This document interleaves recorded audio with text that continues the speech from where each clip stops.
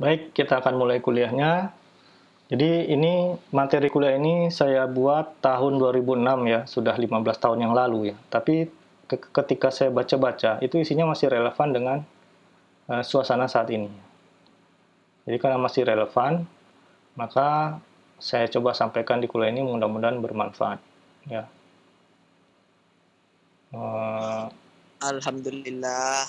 jadi ini waktu saya kerja di Jakarta ya. Jadi ini informasi pengembangan karir sebetulnya. Tapi persiapan untuk itu kita harus lakukan dari sekarang-sekarang ya.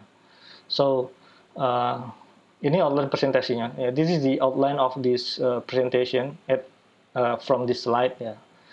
Uh, First is how to choose the job offer, lowongan kerja. Bagaimana memilih lowongan kerja. And the second, how to prepare your value add, nilai tambah Anda.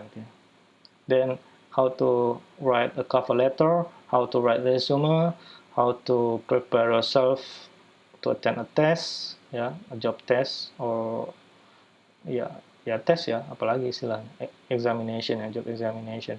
And then how to start your work in the first day. Jadi kita akan bahas dua ini. We will discuss about these first two topics. Cover letter nanti insya Allah minggu depan ya. Dan resume mungkin ya. Nanti kita cek lah. Tapi kita akan bahas dua ini. So in this occasion I will discuss about these two topics. The first is how to choose the lowongan kerja, job offer, and then how to prepare your value add. Oke, memilih lowongan kerja, ya. Choosing the job offer. Ya, lowongan kerja itu job offer istilahnya. Kalau job application itu melamar kerja ya. Kita melamarnya, kita proses melamarnya. Jadi di sini pilih dulu ya. Nah, ini tadi udah ya. Tahap memilih tadi udah ya. Nah, untuk memilih lowongan kerja,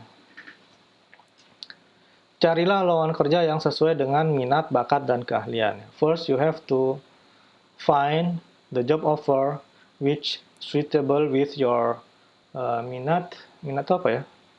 Your bakat and your keahlian, your skill, your talent, and your expectation. Ya. Jadi yang kalian harapkan gitu. Jadi carilah lowongan kerja yang sesuai dengan apa yang diharapkan ya, minatnya apa, bakatnya apa, dan keahlian. Ini tiga ini harus selaras nih. Kalau tidak selaras nanti efeknya adalah tidak betah gitu ya, atau tidak merasa cocok, akhirnya resign ya. Atau mungkin kalau nggak resign, nggak perform ya, tidak perform itu bahasa Indonesia apa ya? Tidak berprestasi nanti di pekerjaannya gitu. Nah, ini 15 tahun lalu ya, tahun 2006, ini kondisinya udah kayak ini nih ya. Sulit menemukan pekerjaan yang sesuai dengan yang diharapkan. Ini 15 tahun lalu udah sulit, apalagi sekarang ya. Sekarang masa pandemi ini kan perusahaan-perusahaan udah mulai jarang yang rekrutmen. Karena apa? Karena bisnis perusahaan juga terganggu ya. Orang banyak bekerja dari rumah, malah sebagian di efisiensi gitu. Tadinya karyawannya misalnya 100 dikurangin jadi 50 misalnya. Sebagian dirumahkan. Jadi ini memang masa sulit ya. Karena itu jangan putus asa, don't give up ya. We know that the world today is still in pandemic of COVID-19. So some of the companies are in hibernation. Masing-masing perusahaan itu banyak yang kondisinya hibernate ya. Banyak bisnis yang gulung tikar balahan ya. So don't give up ya. Malah mungkin kalian bisa menciptakan peluang di situ ya. Ciptakan pekerjaan, jangan melamar pekerjaan gitu kan. Jadi ya ini keadaan yang sekarang kita harus pandai-pandai gitu ya, harus pandai-pandai. Don't give up. Intinya don't give up. And then enrich your skill in certain field ya. Jadi perkaya keahlian kalian di bidang tertentu ya. Enrich your skill in certain field by training, exploration, self-exploration, and also many reading and trying. Ya. Banyak membaca dan mencoba. Ya. Jadi gini, salah satu yang bisa dilakukan adalah dengan training. Tapi saat ini pun training banyak kan online ya. Kadang-kadang nggak dapat apa-apa juga kalau training online. Mendingan ikut training yang versinya apa istilahnya ya, kita cari sendiri materi trainingnya, ya kumpulin dari materi YouTube kan banyak ya. Orang-orang jago di dunia saat ini kan banyak men-share bidang yang dia kuasai lewat YouTube. Misalkan kalau kalian pengen belajar coding untuk mobile application, cari aja di YouTube nih. Cara memprogram Android gitu kan banyak ya. Atau cari yang versi bahasa Inggris lah kalau mau materinya lebih mantap nih. Yang versi bahasa Inggris itu keren-keren materinya. Atau kalian mau mencoba belajar ini PHP misalkan untuk web application, pakai apa? Pakai CI atau Laravel atau apalagi ya frameworknya. Cari lewat internet. Kalau malas baca materi course yang tertulis, ya ikutin yang versi video juga banyak kan yang dari YouTube ya. Jadi intinya jangan menyerah. Justru kadang-kadang ini jadi peluang sebetulnya. Ya. Di saat orang banyak yang online, ya terpaksa kuliahnya serba online, akhirnya orang-orang yang jago itu banyak membuat materi-materi secara online juga, ya, materi-materi video. Ini kenapa freeze ini ya? Ini kayaknya kamera saya hidup ya, mantesan kayaknya ini apa? Jadi berat nih komputernya. Tak matiin dulu. Soalnya saya rekam juga. Mana yang bikin kameranya hidup ya?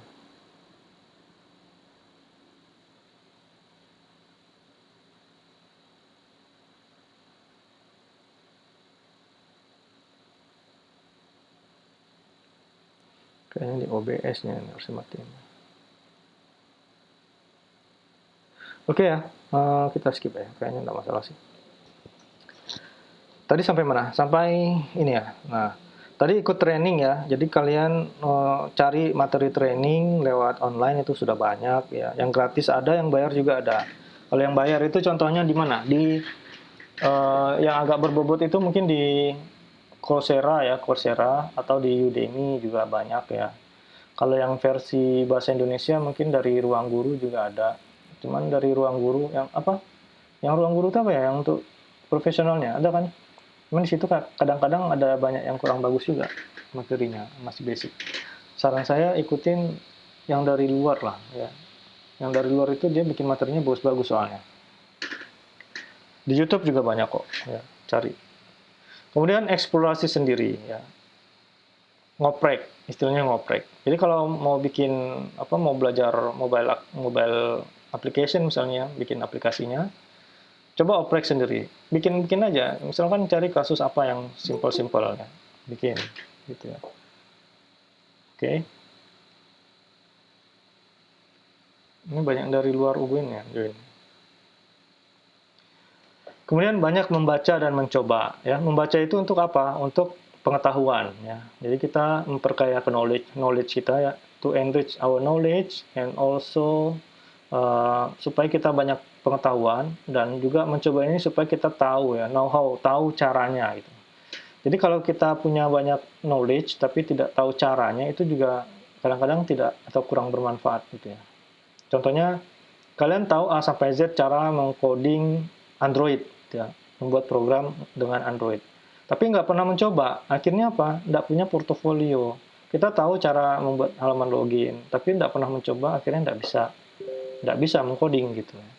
Atau nggak bisa menghasilkan suatu aplikasi gitu ya. Paham ya maksud saya ya? Oke, kemudian sertifikasi yang dapat diandalkan ya. You have to have some certificate, professional certificate ya, yang dapat diandalkan. Then some professional certificate you can rely on. Jadi contohnya apa? Kalau di bidang IT, professional certificate itu seperti sertifikat jaringan, misalkan di bidang jaringan ya. Misalkan ada Cisco certification, ya ada Microsoft certification, ya ada Oracle certification misalnya. Ada banyak. Dan kalau misalkan di bidang yang lain, itu saya yakin ada juga sertifikasinya. Ya. Kemudian aktif mengikuti seminar, workshop mengenai pekerjaan yang akan dilamar. Ya. Kenapa? Supaya kita tahu nih pekerjaan tentang ini tuh apa sih yang dikerjakan itu. Jangan kita melamar pekerjaan tapi tidak ngerti pekerjaannya apa gitu. Sehingga pada saat wawancara karena kita tidak punya bayangan apa yang akan dikerjakan, akhirnya ya interviewernya men-skip kita gitu kan. Ya ini kayaknya anaknya nggak tahu nih tentang pekerjaan ini, udah skip aja lah. Lewat aja gitu lah. So, dari mana kita tahu tentang pekerjaan ini misalkan ikut seminar atau workshopnya gitu ya. Kalau biasanya tentang pekerjaan tersebut, seminar atau workshop itu diadakan kalau ada event career center, ya, career development center, gitu, CDC.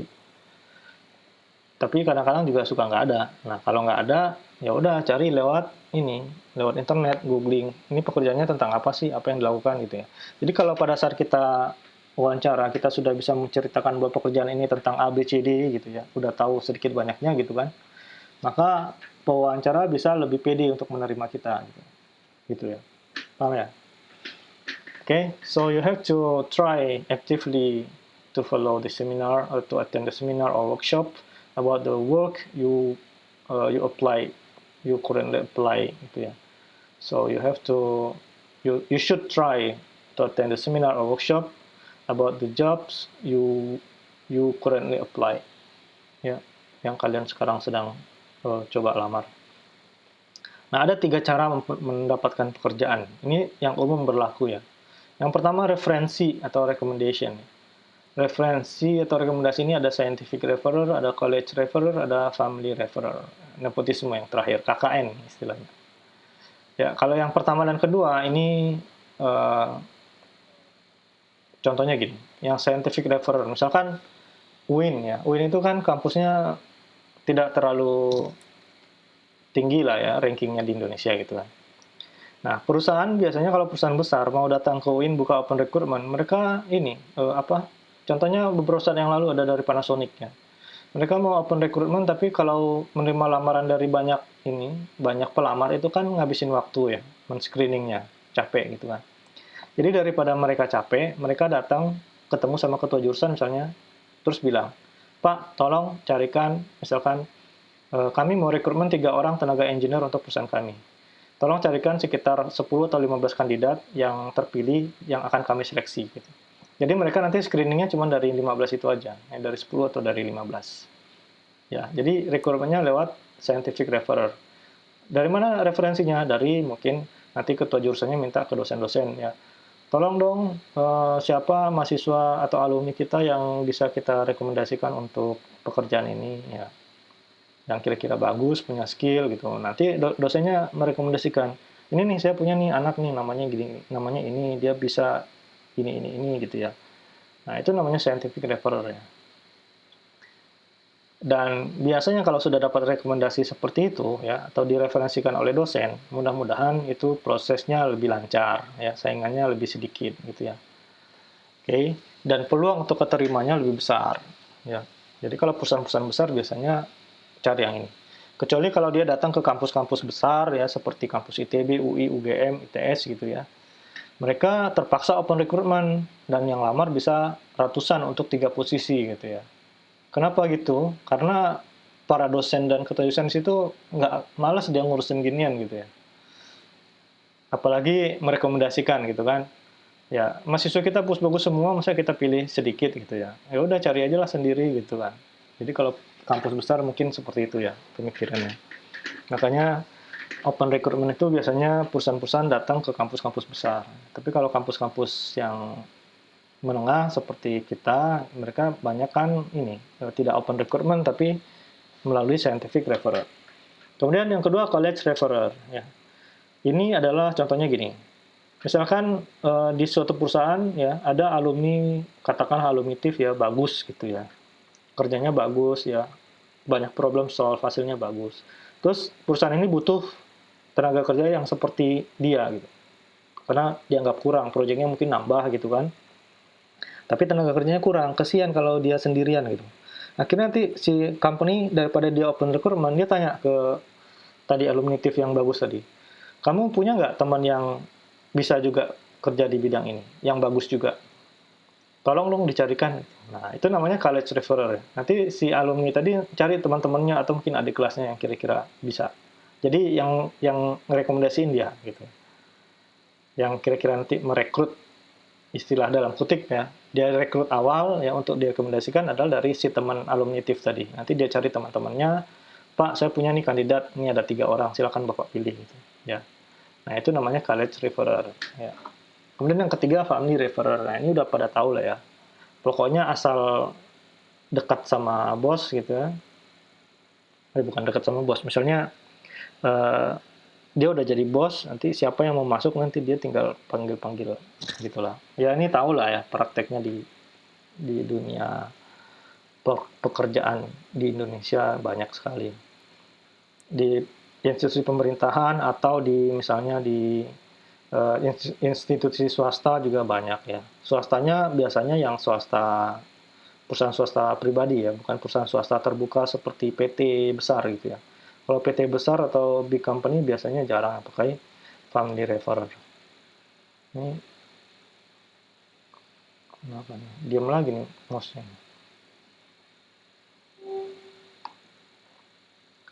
Oke, selanjutnya ada pertanyaan sampai di sini? Nggak ada Pak, kayaknya Jelas ya? kayaknya Pak. Jelas ya? Iya jelas Pak. Oke. Terus yang kedua adalah dengan uang masuk. Nah ini ya, ada garansi fee atau bayar orang dalam ya. Kalau bayar orang dalam tuh termasuk nepotisme juga gitu ya. Tapi yang pertama dulu deh. Kadang-kadang ada perusahaan yang dia mungkin karena udah mengeluarkan biaya untuk rekrutmen, dia minta pegawainya bayar garansi fee gitu ya. Atau enggak garansi fee-nya dalam bentuk gaji yang ditahan. Misalkan gaji bulan pertama harusnya terima 100%, dibayar cuma 50%. Ya itu garansi fee ya. Jadi kalau udah diterima nanti gajinya ditahan misalnya. Supaya apa? Supaya karyawan itu nggak kabur, baru berapa hari kerja dia kabur misalnya, gitu kan. Padahal perusahaan udah capek-capek buka rekrutmen ya, udah bayar tenaga profesional di bidang rekrutmen misalnya. Tapi karyawannya yang direkrut malah kabur gitu kan. Nah, itu ada nih yang menerapkan ini ya. Kalau di PNS itu garansi fee-nya dalam bentuk gaji yang dibayar cuma 80% selama CPNS ya. Jadi kalau PNS itu waktu masih jadi CPNS itu dibayarnya cuma gajinya 80%, 20% lagi tidak dibayar atau ditahan. Ditahan untuk selamanya kayaknya. Karena memang nggak pernah dibayar 100% yang selama CPNS itu ya. Kemudian pay inside man ya. Nah ini berbahaya ini. Daripada kalian bayar orang dalam, mendingan nggak usah. Contohnya banyak ya. Ada kadang-kadang orang dalam yang menawarkan, ini rekrutmennya besar misalkan. Kamu mau dibantuin nggak masuk sini? Nanti saya bantuin. Saya ini posisinya tinggi di perusahaan ini misalnya. Udah kamu bayar saya sekian, nanti saya bantu. Nah ini jangan ya. Kita walaupun dia menjamin dia bisa bantu, belum tentu bisa gitu kan. Mana tahu dia ini mengumpulkan banyak orang juga. Misalkan ya, yang lewat dia bayar misalkan ada 10 orang, padahal lowongannya cuma buat 2 orang. Artinya yang 8 orang, kalaupun yang 2 orang bisa diterima, 8 orang kan nggak akan diterima. Terus uangnya nanti hilang gitu kan. Nah, daripada kayak gitu, mendingan nggak usah. Terus yang garansi fee ini contohnya juga yang kayak ini loh, perusahaan MLM ya. Perusahaan MLM itu kan kita bayar keanggotaan di awal, terus nanti kita bisa berjualan dengan nama perusahaan itu gitu kan. Nah itu konsepnya bisa kita sebut dengan pakai uang masuk atau garansi fee ya. Terus yang ketiga interpersonal skill ya. Jadi kalau kita tidak punya 1 dan 2 ini misalkan ya, kita bisa dengan melalui yang ketiga ya. Jadi untuk mendapatkan pekerjaan itu perkayalah interpersonal skill kalian gitu. Itu meliputi hard skill dan soft skill ya. Hard skill atau kemampuan apa istilahnya? Hard skill itu kemampuan teknis lah gitu ya. Ini harus proven ya, skillnya harus proven. Harus bisa kita buktikan bahwa kita memang ahli di bidang itu atau punya skill di bidang itu ya. Kemudian kita punya knowledge dan know-how-nya gitu ya. Tadi udah dibahas ya. Knowledge itu pengetahuannya, ya, ilmunya. Know-how itu tahu caranya ya. Terus proven skill itu ya kita buktikan dengan portofolio ya. Portofolio itu maksudnya hasil karya. Misalkan nih, saya punya skill di bidang web application. Saya bisa bikin aplikasi sistem informasi akademik misalkan dengan berbasis web ya. Jadi kita knowledge-nya tahu ya. Bagaimana mengolah proses bisnis kita tahu, bagaimana merancang database kita tahu ya, bagaimana membuat use case kita tahu. Tapi know-how-nya kita nggak tahu. Artinya kita cuma tahu teori, tapi know-how-nya nggak tahu, ngodingnya nggak pandai gitu. Merancang database-nya nggak tahu, bahasa script SQL nggak ngerti. Nah, itu sama aja dengan bohong ya. Jadi skill kita tidak proven jadinya. So, you have to have this pair ya, in once. Jadi kalian harus punya pasangan ini dalam satu, ya, dalam satu kesatuan. tahu knowledge-nya dan tahu know-how-nya. Nah, ini yang kelemahan buat mahasiswi nih ya. Ini saya sengaja pesan kepada mahasiswi ya. Mahasiswi itu banyak yang IP-nya 3,8, 3,9. Dia knowledge-nya tahu, tapi know-how-nya dia nggak tahu. Ya. Kalau disuruh ngoding nggak bisa. Begitu ada tugas-tugas ngoding, biasanya udah ada teman yang bantuin. Knowledge-nya dia tahu. Gitu. Jadi kalau dari segi tugas-tugas kuliah, misalkan rajin yang ngerjain. Ujian bagus. Gitu. Tapi begitu know-how-nya nggak tahu. Misalkan nih, pada saat kerja praktek buat sistem informasi. Karena know-how-nya nggak tahu, akhirnya minta tolong teman buatin. Ya, nanti dia tulisan di penulisan laporan aja. Ya. Jadi akhirnya apa? Karena tidak punya kedua ini dalam satu kesatuan, pada saat rekrutmen, ini akan kelihatan. The interviewer atau the user will know that you don't have these two pairs. Ya, kalian tidak punya knowledge dan know-how. Kalian cuma punya satu. Ya, walaupun IP-nya tinggi, gitu ya. Jadi kalau mau kerja di bidang profesional ya, di bidang IT misalnya, harus punya 3 ini. Proven skill-nya punya portofolionya, atau mungkin dibuktikan dengan sertifikat ya, sertifikat ya. Terus punya knowledge-nya dan punya know-how-nya ya. Oke, paham ya? Kemudian yang kedua, jangan mengandalkan hanya jago di sini ya. Kalian juga harus punya soft skill atau interpersonality. Soft skill ini meliputi kejujuran ya, honesty ya, responsibility ya. Kemudian how you respect people ya, respectfulness ya. Dan English communication skill ya, communication skill, bahasa Inggris atau bahasa Indonesia. Ya, kalian harus punya ya. Jadi soft skill ini perlu ya. Kemampuan bahasa, kemampuan bagaimana kita membawakan diri di dalam pergaulan di perusahaan. Ya. Kemudian bagaimana rasa tanggung jawab, ya, responsibility, kemudian rasa penghormatan terhadap orang, ya, respectfulness terhadap status sosial atau position di perusahaan, gitu ya. Bagaimana kita melihat bahwa di perusahaan itu kan ada bos, ya, bagaimana berbicara dengan bos, gitu ya. Jadi itu harus dimiliki ya, soft skilling. Oke, paham ya? Mudah kan? Nah, jadi ada 3 poin ini, ya, biasanya cara mendapatkan pekerjaan. Dan sebaiknya kalian punya 1 dan 3 ini punya lah. Ya. Kalau nggak ada, ya minimal 3 ini aja. Kalau 1 aja yang punya, mungkin bisa masuk gitu ya. Misalkan kalau yang ketiga ini misalnya. Tapi nanti setelah masuk takutnya tidak perform gitu ya. Nah, jadi bagusnya punya interpersonal skill, kemudian ada yang mereferensikan atau yang merekomendasikan, baik scientific atau college. Ya, kalau family ya bolehlah kalau kalian punya skill ya. Kan tidak ada salahnya misalkan familinya merekomendasikan karena dia memang punya skill gitu kan. Tapi kalau nggak punya skill direkomendasikan kan jadinya tidak adil bagi yang lain gitu loh. Ya. Oke, lanjut. Nah, this is the trap how to choose the job offer ya. Bagaimana jebakan-jebakan dalam memilih lowongan pekerjaan ya. Jadi orientasinya apa nih untuk memilih lowongan pekerjaan ya. Jadi tergantung orientasi masing-masing. Oke. Yang pertama adalah orientasi perusahaan besar ya, big company oriented. Misalkan kalian melamar masuk kerja di Chevron ya, masuk kerja di apalagi perusahaan-perusahaan besar itu ya, kayak Schlumberger, Halliburton ya, perusahaan multinasional gitu ya. Yang di Riau yang terkenalnya itu ya. Mungkin di RAPP ya juga sama perusahaan besar ya. Nah, biasanya kalau perusahaan besar itu dari 100 orang yang direkrut pada satu angkatan rekrutmen, itu paling 10 orang yang mencapai middle management dan 1 orang mencapai top management. Ya, sisanya apa? Sisanya yang 89 orang. Ya, tetap jadi karyawan biasa gitu. Ya, sampai pensiun. Nah, itu kalau big company oriented. Ya, jadi pertimbangkan. Kalau kalian tidak bisa mengembangkan diri di perusahaan besar, kalian hanya akan jadi pekerja biasa. Ya. Jarang yang mencapai middle management, apalagi top management. Tapi walaupun jadi pekerja biasa, tidak mencapai manajerial, tetap bisa berkembang ya di perusahaan dalam jalur profesional, ya, spesialis. Jadi kalau sebagai spesialis, itu kan tetap punya nilai tambah ya. Setidaknya gajinya juga tetap tinggi lah. Ya. Gaji dan bonusnya tetap tinggi gitu ya.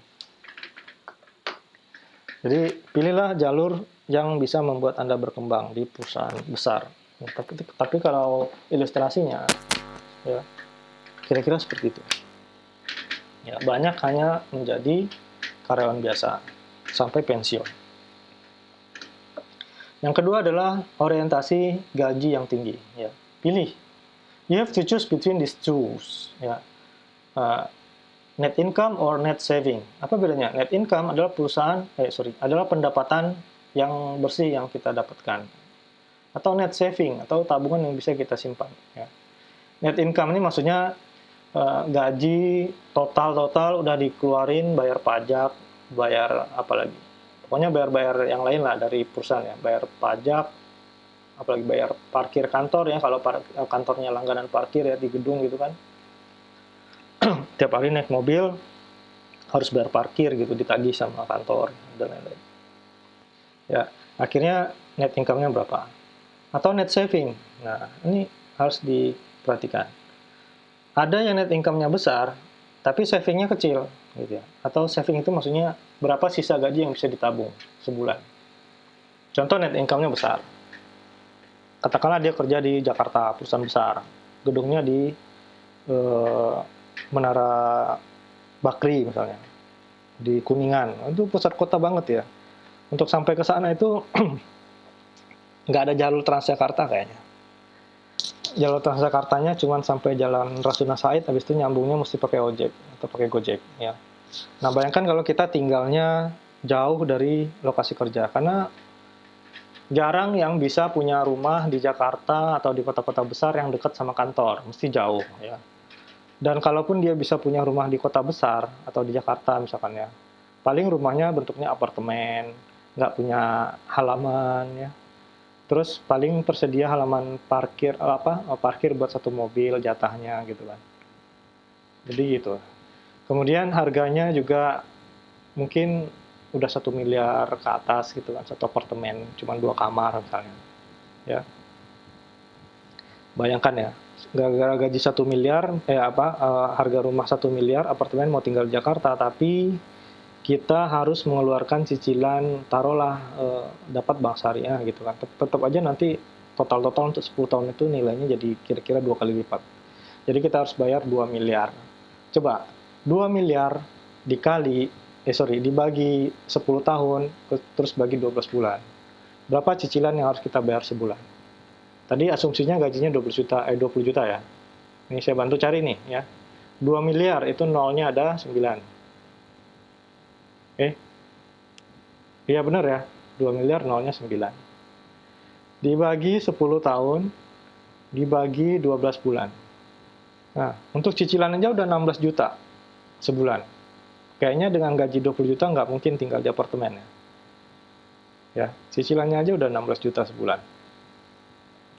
Oke, akhirnya terpaksa dia tinggal agak jauh di kota-kota satelit Jakarta. Misalkan di Tangerang, Bekasi, Depok, atau Depok, Bogor, bahkan di Bogor ya lebih jauh lagi, atau di Serpong. Nah, di sana harga rumah taruhlah 800 juta gitu ya. 800 juta kali 2, 1,6 miliar. Ya, enggak jauh beda ya. 1,6 miliar kalau kita bagi ya sekitar 13 juta sebulan. Masih bisa saving 3 juta lah dari 16 juta tadi ya. Nah, kemudian kita hitung lagi nih. Ya, cicilan mobil, berapa lagi nih cicilan mobil? Ya, cicilan mobil. Walaupun cuma 3 tahun atau 5 tahun, tapi tetap aja duit itu ya. Rata-rata sekarang cicilan mobil dibuka 5 tahun sih, kalau 3 tahun orang banyak yang nggak mampu ya. Nah, 3 tahun itu mungkin untuk Avanza atau Innova, Avanza lah ya. Sekelas Avanza itu setara dengan 4 atau 5 juta sebulan. Atau 3,5 lah paling kurang ya. 3,5 atau 4 juta sebulan selama 5 tahun. Tadi 13 juta tambah 4 juta, udah 17 juta. Sisanya 3 juta. 3 juta untuk biaya hidup, akhirnya sana-sini mesti diirit, ya kan? Bahkan nanti nggak bisa saving gitu kan. Ya. Nah, itu kalau kita orientasinya adalah salary ya. Bandingkan kalau yang kita cari adalah savingnya yang besar ya. Biar gajinya kecil cuma 10 juta sebulan, tapi kita bisa saving 2 juta sebulan kan mantap ya. Udah gitu kerjanya bisa berangkat kerjanya bisa agak santai. Kalau kerja di Jakarta karena tinggal di satelit tadi ya, di Bodetabek misalkan, Bogor, Tangerang, Depok, Bekasi, terpaksa berangkat kerja itu jam setengah 6 pagi supaya bisa masuk kantor jam 8. Pulang-pulang nanti sampai rumah setengah 9 malam gitu ya. Nah, itu tuh ya, kalau kerja di kota besar. Nah, udah gitu waktunya habis kan. Nah, kalau kita kerja di kota kecil dengan gaji 10 juta misalnya, kita berangkat kerja masih santai-santai, jam setengah 8 masih bisa, sampai kantor jam 8 pas, cuma setengah jam. Udah gitu pulangnya sampai rumah masih bisa lihat matahari gitu kan. Enak kan? Jadi itu juga jadi pertimbangan ya. And then well established company oriented ya. Orientasi company yang sudah well established, yang sudah mantap, yang sudah mapan. Contohnya, kita pilih semuanya sudah serba prosedural ya, sudah ada SOP atau you define procedure. Jadi kalau ini adalah perusahaan yang baru ya. Apalagi startup. Ya kalau startup kita justru yang menyusun prosedurnya gitu kan. Jadi pilih mana? Pilih yang ngikut aja atau pilih yang kita yang jadi bosnya gitu ya. Atau kita yang menentukan prosedurnya gitu. Ya. Itu adalah pilihan-pilihan. Kemudian big cities oriented ini tadi nih sama yang ini udah berrelasi ya. Jadi kompensasi untuk waktu dan pengeluaran ya. Jadi kalau kita misalkan kalau kerja di perusahaan besar, di kota besar, kalau kita pilih waktu, berarti pengeluarannya agak kurang kan. Misalkan nih, kalau kita tinggal di satelit ya, tadi cicilan rumahnya lebih kecil ya. Kemudian mungkin ongkos transportasinya karena naik KRL ya, juga lebih murah gitu daripada kita nyetir sendiri misalnya. Nggak usah bayar parkir mobil ya di kantor dan seterusnya. Jadi pengeluarannya kecil, tapi waktunya kita banyak habis. Atau kita tinggal di apartemen di Jakarta, mungkin ke kantor cuma butuh waktu 1 jam, plus macet-macet ya. Kalau nggak macet mungkin setengah jam. Tapi bayar-bayarnya banyak gitu ya, bayar parkir mobilnya atau bayar apartemen itu biasanya ada uang bulanan kan, itu juga gede ya, bisa jutaan juga itu. Nah, bayar uang bulanan apartemennya misalnya gitu ya. Misalkan bayar parkir, keamanan, bayar uang sampah, bayar ini, bayar itu, banyak lah ya kalau di apartemen. Nah, itu pilih mana. Jadi, waktunya memang sedikit yang habis kalau tinggal di apartemen, tapi outcome-nya atau pengeluaran kita banyak. Gitu. Oke? Nah, itu pertimbangan-pertimbangan saat memilih lowongan pekerjaan. Tapi, kita bisa memilih ini, syaratnya kita harus punya ini dulu nih. Ya. Kalau kita tidak punya ini, bagaimana memilih gitu ya? Paham ya? Boro-boro memilih, ya. Yang ada aja belum tentu lolos gitu kan. Paham ya? Jadi kalau kita tidak punya skill, lowongan yang ada aja, jadi apa aja gitu kan. Belum tentu kita bisa lolos. Apalagi kalau kita pengen bekerja di suatu tempat gitu. Bisa-bisa aplikasi kita langsung dibuang begitu pertama kali diterima oleh recruiter ya. Jadi supaya kita bisa memilih, maka tingkatkan dulu ini. Ya. Kapan masanya meningkatkan ini?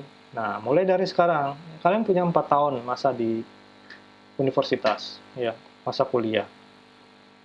Jadi dari sekarang ini latih yang 2 hal ini. Ya, latih hard skill-nya dan latih soft skill-nya. Ya. Di hard skill-nya kalian latih dengan banyak membaca, banyak nonton video pembelajaran, dan banyak mengeksplorasi, melakukan, ya, supaya know-how-nya dapat. Kalau nggak banyak melakukan atau nggak banyak ngoprek, nanti know-how-nya tidak dapat. Ya.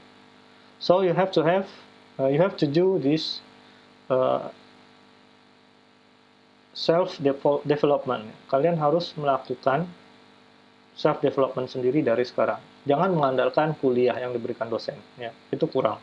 Apalagi zaman online begini. Ya, materinya juga banyak dikompres ya. Jadi sangat kurang. Jadi belajar sendiri. Kemudian soft skill-nya juga kembangkan. Ya. Soft skill-nya juga kembangkan. Your English communication skill, your communication skill in verbal, ya, in written communication. Jadi komunikasinya secara verbal ya, secara ngomong langsung ini atau tertulis itu juga harus dilatih ya. Bagaimana pemilihan kata-kata, walaupun bahasa Indonesia ya. Jadi walaupun kita native bahasa Indonesia, tapi soft skill cara berkomunikasi yang baik dalam bahasa Indonesia itu juga harus ngerti ya, harus paham. Ya. Terus selain kemampuan bahasa, juga ada tadi ya, responsibility ya, rasa tanggung jawab, kemudian respectfulness ya, bagaimana kita merespek orang ya, penghormatan terhadap orang, ya. Kemudian kejujuran ya, honesty ya, apalagi dan seterusnya ya. Integritas ya, integrity yang memang sekarang itu lagi banyak kurang gitu. Jadilah orang yang punya integritas ya. Jadi kembangkan soft skill-nya. Kalau udah punya dua ini ya, mudah-mudahan kalian bisa melakukan memilih lowongan. Jadi semuanya itu milih jadinya gitu. Ya, dan semuanya berpeluang untuk diterima gitu loh. Oke. Nah, ini rekomendasi nih. This is the recommendation. Pilih perusahaan yang sedang berkembang ya. Jangan yang sudah well established ya. Karena well established itu tadi contohnya ini ya. Dari 100 yang direkrut, 10 mencapai middle, 1 mencapai top manajemen ya. Atau dari 100 yang direkrut, mungkin yang jadi spesialis itu cuma 5 orang. Sisanya jadi karyawan biasa yang melakukan rutinitas ya. Atau ini ya. Kalau yang well established semuanya udah ada SOP, kita tinggal ngikut kayak robot gitu ya. Tapi kalau yang masih kayak startup gitu kan, kita yang mendefine prosedurnya, kita yang mengatur ya. Kita yang mendefine atau melakukan penetapan-penetapan terhadap suatu prosedur sesuai dengan keahlian kita gitu. Jadi kita sendiri bisa lebih berkembang kalau di perusahaan berkembang. Kemudian sejak masih new employee itu sudah dikenalkan dengan top manajemen bahkan owner. Ya. Jadi kalau masih baru pun kalian sudah kenal sama top manajemennya gitu. Tapi kalau perusahaan besar itu jarang ya langsung disapa sama top manajemennya. Nanti siapa gitu kan. Nah, tapi kalau masih new employee udah kenal sama owner itu mantap banget itu. Ya, contohnya ada nih alumni kita yang sekarang jadi bosnya startup ya, si Garuda Cyber ya, si Bantuan namanya Bantuan. Itu alumni UIN. Jadi dia masih mahasiswa itu udah kenal sama owner ya. Begitu alumni, ownernya bilang bisa nggak bikin perusahaan IT ini, ngembangin gitu ya. Jadilah startup Garuda Cyber ya. Dan akhirnya banyak diisi dengan teman-temannya alumni TIF juga. Dan dia jadi bosnya gitu. Ya. Oke. Kemudian carilah yang perusahaan dengan penilaian prestasi kerja yang fair ya. Jangan kalau di sana prestasinya tidak fair ya. Jadi ada pernah istilah itu ya. Bahasanya agak kasar sih memang ya. Jadi disebut kalau di tempat itu kerja pintar atau bodoh sama aja gitu kan. Jadi walaupun kita bodoh atau malas ya, itu sama aja dapatnya segitu juga dengan yang rajin, yang pintar gitu, yang punya prestasi gitu. Akhirnya apa? Akhirnya rata-rata orang jadi malas semua gitu loh. Nah, itu institusinya nggak bagus itu kalau kayak gitu. Jadi kalau penilaian prestasi yang fair itu ya, yang achievement-nya tinggi harusnya bonusnya juga banyak misalnya. Dapat bonusnya besar gitu loh. Ya. Kemudian tidak ada diskriminasi SARA. Ya, ini udah jelas ya. Kalau di sini masih ya, saya lihat di sini mungkin karena daerah ya, itu diskriminasi SARA-nya terutama dari kampung dia dari kampung mana itu masih kentara gitu ya. Jadi kalau kita lihat banyak institusi ya, baik di perusahaan atau mungkin di institusi pemerintah itu masih banyak gitu ya, yang ke daerahnya lebih kentara ya. Misalkan ini yang megang siapa nih? Oh, yang dari daerah ini, nanti anggotanya banyak dari daerah sana gitu kan. Ya. Jadi carilah yang tidak ada diskriminasi SARA-nya. Ya. Mungkin itu kelemahan kita ya, karena Indonesia itu kan terkenal dengan kekeluargaannya yang tinggi gitu kan. Jadi yang paling dekat ya terdekat itu dulu yang dikembangkan gitu. Ya, jadi kalau bisa cari yang ini. Biasanya yang multi etnik itu atau multi istilahnya? Ya banyak inilah, yang banyak variasinya, yang heterogen itu lebih berkembang pesat ya dibandingkan dengan yang homogen biasanya gitu. Contohnya kita lihat Amerika ya. Amerika itu kan sangat heterogen negaranya. Ya, ada bangsa kulit hitam, kulit putih, kulit kuning, kulit coklat, pokoknya di sana komplit lah ya. Dan akhirnya jadi cepat juga perkembangannya kan. Jadi negara superpower dibandingkan dengan yang homogen. Contoh negara-negara homogen apa? Negara-negara Eropa. Kalau kita lihat Eropa itu lebih cenderung homogen ya, dibanding Amerika. Makanya Amerika itu jauh meninggalkan Eropa, padahal merdekanya belakangan dari Eropa, ya. Dari Inggris misalnya. Amerika itu kan dijajah Inggris ya, gitu. Oke, kemudian apa lagi nih? Ya, net saving yang kompetitif ya. Jadi net saving yang kompetitif itu artinya kita carilah carilah tempat di mana kita bisa nabung lebih banyak dibandingkan dengan gajinya besar tapi nggak bisa nabung, gitu loh. Ya. Kemudian kesempatan pengembangan karir yang luas. Nah, ini ya. Ya, bagaimana kita bisa mengembangkan karir di perusahaan dan punya kesempatan yang sama dengan yang lain. Jangan cari perusahaan yang udah sangat gemuk ya, organisasinya sudah sangat gemuk. Kayaknya kita karirnya bakalan mentok gitu kan. Nah udah itu kayaknya nggak asik gitu ya, kerja di tempat yang tidak ada kesempatan untuk mengembangkan karir. Kemudian sistem birokrasi yang simple dan jujur. Nah ini nih ya, yang simple itu kalau zaman sekarang kan serba IT ya. Terus tidak banyak meja gitu kan. Jadi carilah sistem birokrasi yang simple dan jujur. Ini mungkin yang susah, masih susah nyarinya ya. Kemudian kesempatan mengembangkan diri. Nah ini dengan yang di atas ini bedanya tipis ya.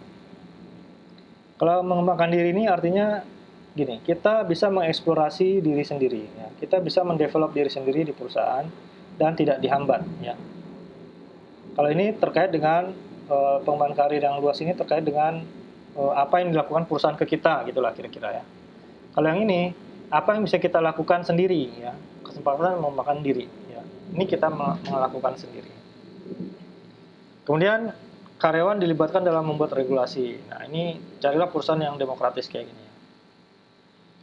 Dan boleh memilih dan menilai atasan. Ya. Kalau biasanya atasan menilai bawahan, nah ini kalau bisa ada perusahaan yang bawahannya bisa menilai atasan gitu, supaya atasan itu ada kontrolnya. Kadang-kadang atasan kalau nggak ada yang menilai, ya atau dia dinilai oleh atasan yang lebih atas lagi, itu kayaknya kurang kontrol juga nanti gitu. Kemudian sistem kenaikan gaji atau bonus yang proporsional, ya ini juga penting nih. Ya. Di mana-mana masalah gaji ini sensitif ya. Gara-gara gaji orang bisa lompat-lompat pindah-pindah kerja, jadi kutu loncat. Ya. Oke, paham ya? Sampai di sini ada pertanyaan?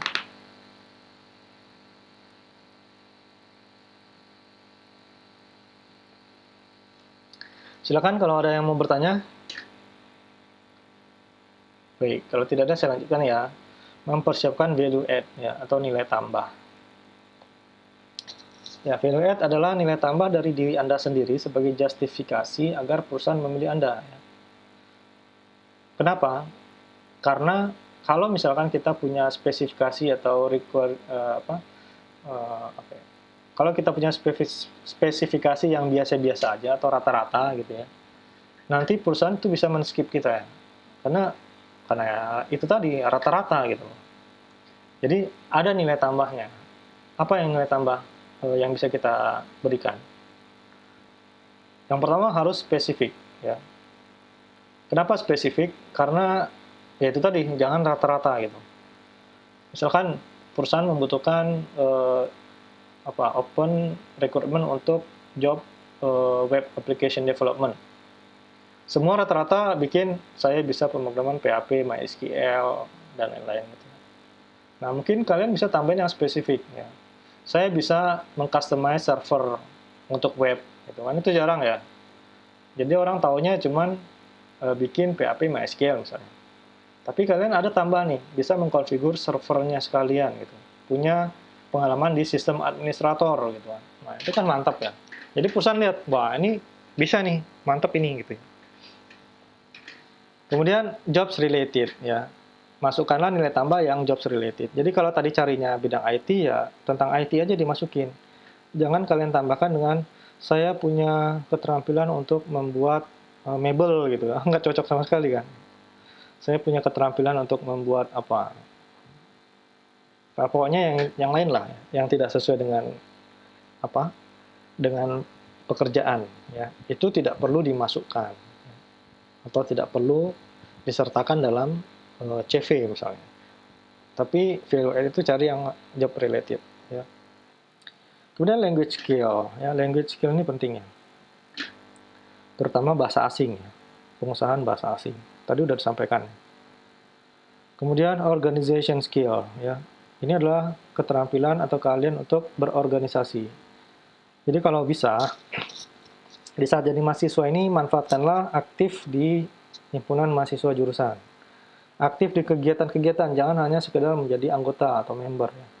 Tapi kalau ada kegiatan, cobalah menjadi, misalkan jadi ketua tim, ya, atau jadi sekretaris atau bendahara mungkin, atau bahkan jadi ketua kegiatannya gitu ya, ketua panitia gitu. Nah, itu cara memperkaya skill di bidang organization.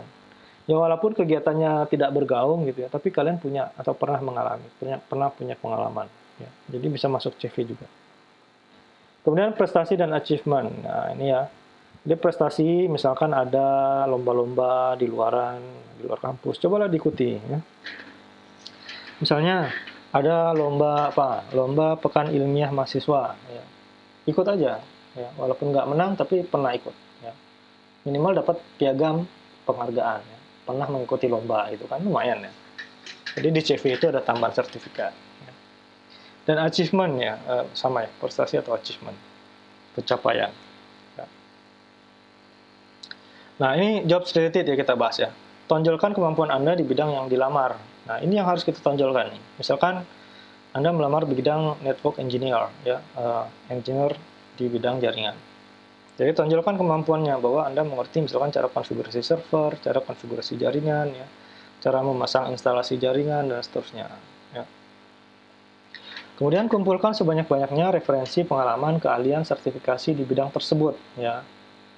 Contohnya, misalnya nih,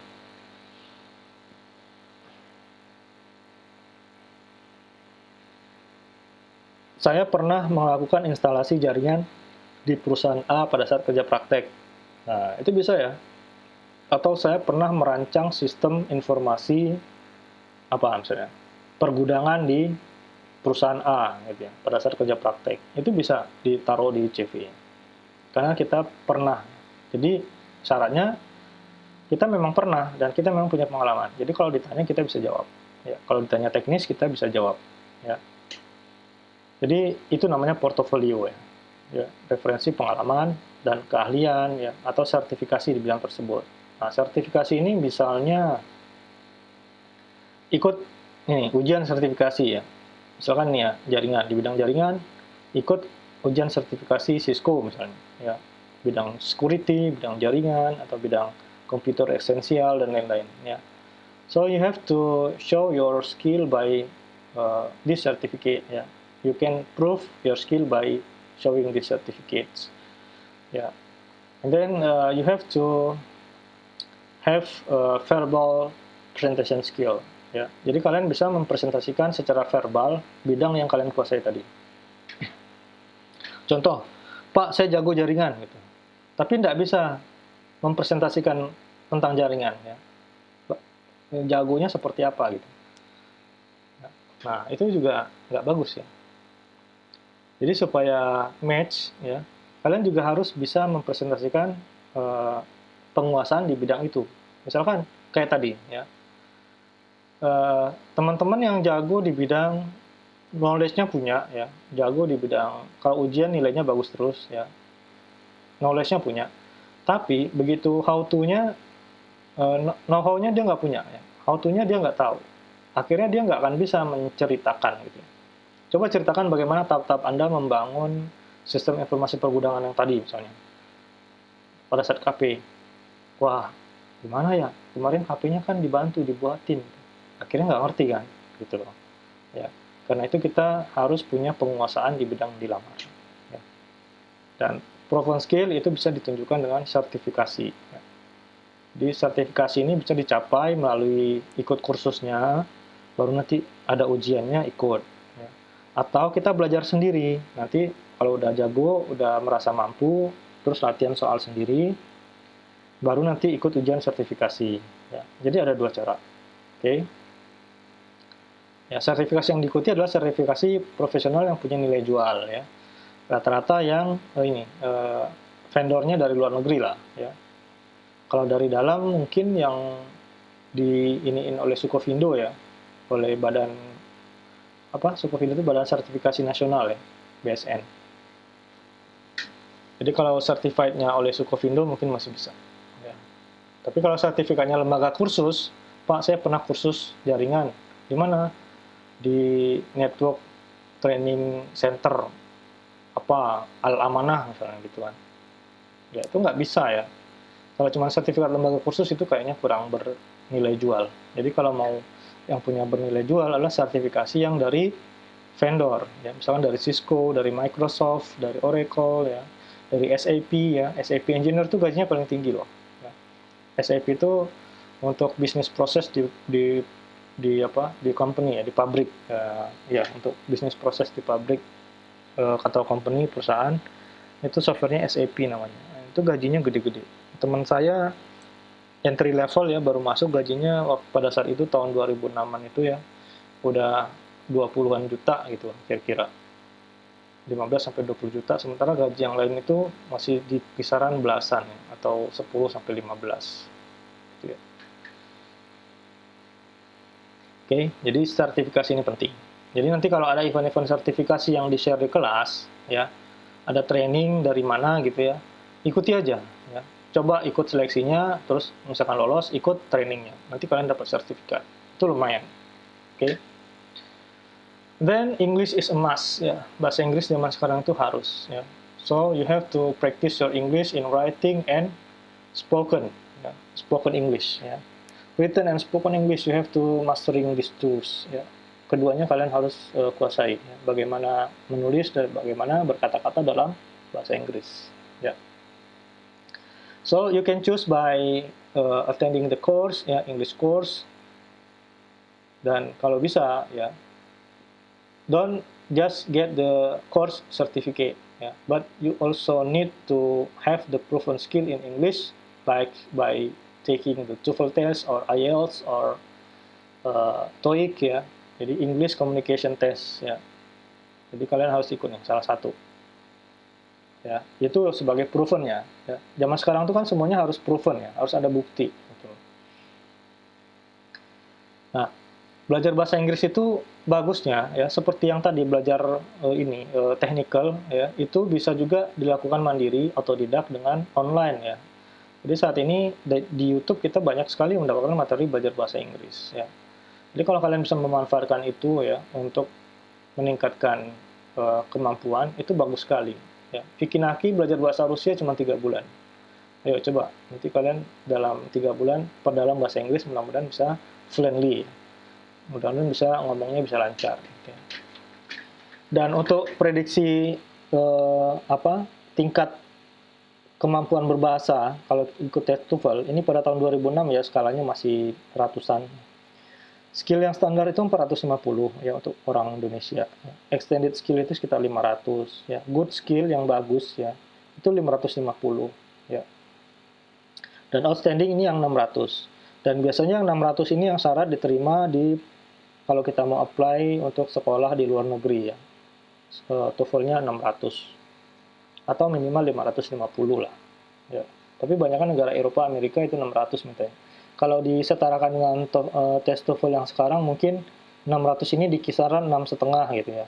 550 itu mungkin nilainya TOEFL-nya 6 gitu ya. Kira-kiranya seperti itu. Ya. Saya juga tidak terlalu mengikuti masalah scoring ini ya, berapa equalnya ya penyetaraannya gitu. Tapi intinya cobalah cari ya, lakukan eksplorasi di bidang bahasa juga selain tadi bidang teknikal ya. And then komputer literasi ini harus juga ya, walaupun jurusannya bukan IT tapi harus menguasai komputer ya, minimal standar Office application ya, kayak word processing, spreadsheet, dan presentation ya. Ini tidak harus Microsoft semua ya, Microsoft Word, Microsoft Excel, dan Microsoft PowerPoint. Tidak harus Microsoft tapi juga yang lewat jaringan, misalkan kayak Google ya, ada Google Doc ya, ada Google Spreadsheet ya, atau Google Sheet ya, ada Google Presentation, Google Presentation ya.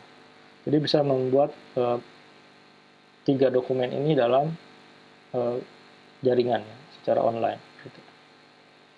Kemudian bisa menggunakan software internet, ya, web browser, email, ya, file transfer. Kemudian ini software communication ya, ada Bluetooth, 3G, GPRS. Ini maklum ya, tahun 2006 masih ada GPRS ya. Kalau sekarang harusnya pakai 4G atau 5G, kemudian LTE ya, atau UMTS ya. Kemudian proven skill certificate ya. Jadi ada juga nih sertifikat untuk word processing ada ya, atau untuk spreadsheet ada. Ya. Atau sertifikat kursus, tapi kalau kursusnya yang tadi ya lokal itu kayaknya kurang dilihat juga.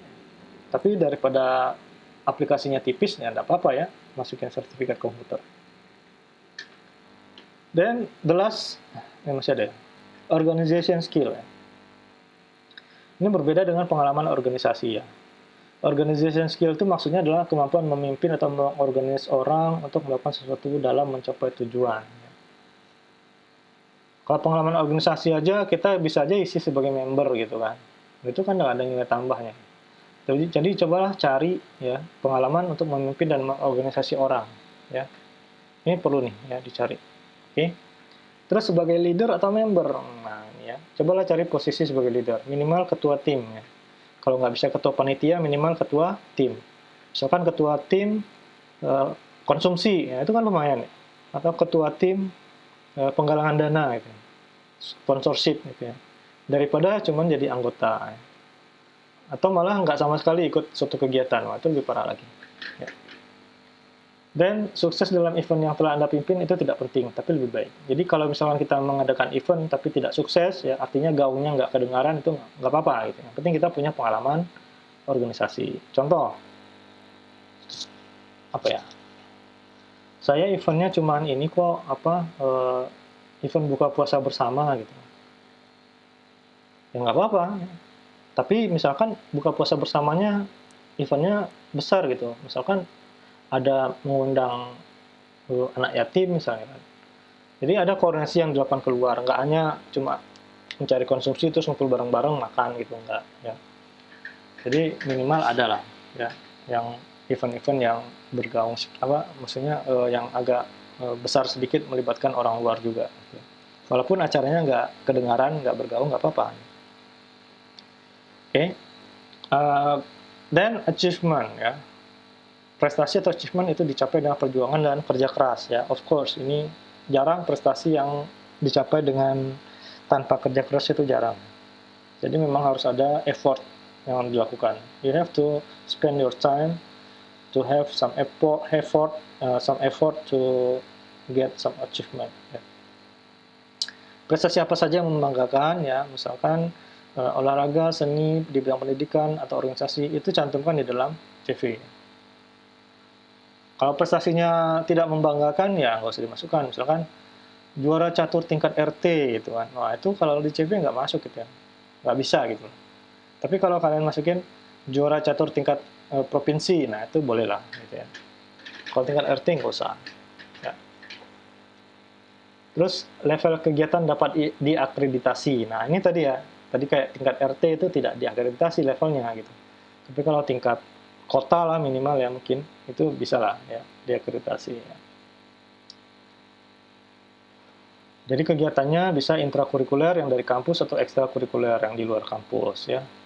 Kalau yang intrakurikuler yang dalam kampus misalnya apa? Kegiatan-kegiatan lomba-lomba di dalam kampus ada nggak ya? Kayaknya nggak ada juga ya. Tapi yang ekstrakurikuler mungkin banyak ya. Kemudian job related achievement is preferred. Jadi kalau misalkan ada achievement yang sangat berrelasi dengan pekerjaan yang dilamar itu bagus sekali. So you have to try to attend the event which is technical related jobs, technical related competition. Ya. Contoh nih ya, kalau misalkan di dunia teknik informatika itu kan ada kompetisi online ya, kayak di Kaggle gitu ya, atau di mana ya. Coba ikut itu ya. Itu kan job related nanti kalau kalian melamar di bidang IT juga ya. Jadi carilah ya, banyaklah kompetisi-kompetisi online itu banyak di internet. Ya, coba aja. Piagam sertifikat itu menjadi nilai tambah. Walaupun kita di event yang tadi itu cuma sebagai penggembira, artinya nggak menang gitu ya, nggak dapat ranking ya, tapi dapat sertifikat dari organizernya itu kan bagus banget ya. Jadi nilai tambah. Oke, saya kira demikian ya. Untuk cover letter, insya Allah minggu depan ya kita bahas. Sampai di sini ada yang mau bertanya? Ini waktunya kayaknya udah habis ini ya. Ini untuk jatah kelas selanjutnya lagi nih. Ini waktu kita memang sempit ya, karena tadi mulainya agak telat pagi. Mohon maaf. Ada pertanyaan? Silakan.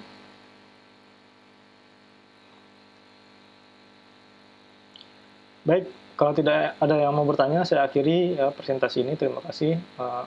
Semoga bermanfaat, semoga sukses, dan jangan lupa gunakan kesempatan di mulai saat ini ya, sampai nanti kalian lulus untuk memperkaya atau mempersiapkan nanti supaya nanti kalian pada saat melamar kerja itu punya opsi ya, memilih, bukan asal dapat gitu ya. Jadi kalau kerja itu kan enaknya milih gitu kan, bukan asal dapatnya. Sama dengan jodoh ya, jodoh juga kan jangan sampai asal dapat gitu ya, tapi kalau bisa memilih ya, kapan masanya. Ini kadang-kadang ada yang kalau dia masih baru gitu ya, masih seger-segernya, kalau ada yang coba mendekati atau melamar gitu kan, siapa lu gitu kan. Tapi begitu udah selesai, nambah umur ya, nambah umur dikit, udah mapan gitu kan, wah kira-kira umur 25 gitu ya, misalnya kalau udah kerjanya juga udah bagus, siapa gue dong gitu ya, siapa gue. Jadi pertama siapa lu, kedua siapa gue. Yang ketiga, umurnya udah lewat gitu ya, wah udah makin susah nyari jodoh nih. Orang-orang teman-teman udah pada merit, akhirnya udah siapa aja gitu. Jadi jangan sampai gitu ya. Cari pekerjaan juga sama. Kalau kita lepas umurnya, artinya masa-masa golden age, masa-masa umur emas kita untuk mendapatkan pekerjaan itu udah lewat. Jadi kita nanti bisa posisi apa aja akhirnya diterima gitu. Tapi kalau kita fresh graduate itu masih bagus ya. Atau nanti ditambah 2 atau 3 tahun pengalaman, kita udah makin mature pengetahuannya di bidang pekerjaan, itu lebih baik. Dan terakhir, kalau misalnya udah lewat ya masa-masa itu, biasanya proses rekrutmen itu, recruiter itu mencari ini tenaga-tenaga yang lebih muda loh, ya. Jadi kalau umur kita udah lewat, akhirnya kesempatan kita lewat ya. Jadi jangan kehilangan momen dalam mencari pekerjaan ini. Ya. Kecuali kalau kita rekrutmennya sebagai tenaga profesional ya. Kalau sebagai profesional memang skill betul yang dilihat gitu loh. Oke. Ada pertanyaan? Kayaknya nggak ada Pak untuk saat ini Pak. Baik, mudah-mudahan kalian bisa, yang penting sekarang tahu dulu, nanti kira-kira udah mau lulus, nanti kalian lihat-lihat lagi ya. Jadi sekarang tahu dulu apa yang harus dilakukan. Yang harus dilakukan adalah perkaya skill, latihan ya, explore ya. Dan jangan jangan sia-siakan waktu di awal-awal ini mumpung masih santai untuk cuman main game atau tindakan kegiatan yang tidak bermanfaat. Ya. Oke, saya kira demikian. Terima kasih. Semoga sukses semuanya. Assalamualaikum warahmatullahi wabarakatuh. Waalaikumsalam warahmatullahi wabarakatuh. Waalaikumsalam warahmatullahi wabarakatuh. Terima kasih Pak. Yuk, sama-sama.